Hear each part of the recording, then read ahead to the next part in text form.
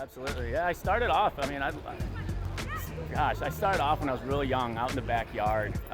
One of my parents' friends, played volleyball, and so we just started, peppering and doing things like that, and I just fell in love with being outside and actually doing a sport, and then that carried me through, going into, sixth grade. That's when I started playing, on those little teams, and then just going through high school. I then played for Sports Performance, was on their ones team throughout the different years, and then that brought me into college. And I had a choice to go between, let's say a top-ranked school and an all-right school. St. Ambrose is, it's definitely not Division I by any means, but they're actually getting better and better. But I picked to do that because I wanted to play right away. I just like to play. I don't want to sit the bench for maybe a couple of years, in order to eventually play maybe my junior and senior year. It's like I wanted to do it right away, and then so did that. I finished up.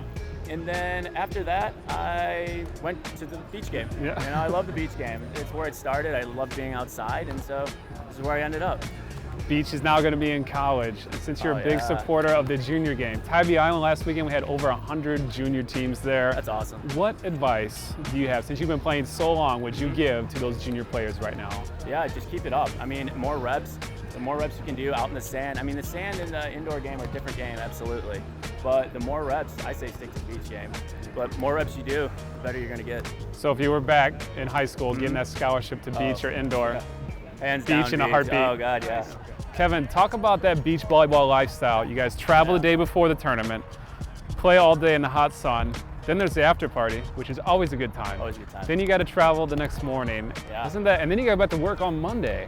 Talk about that lifestyle. It's tough, but it's always worth it. I mean, it's always tough actually to fly in there, play the next day, like you're saying.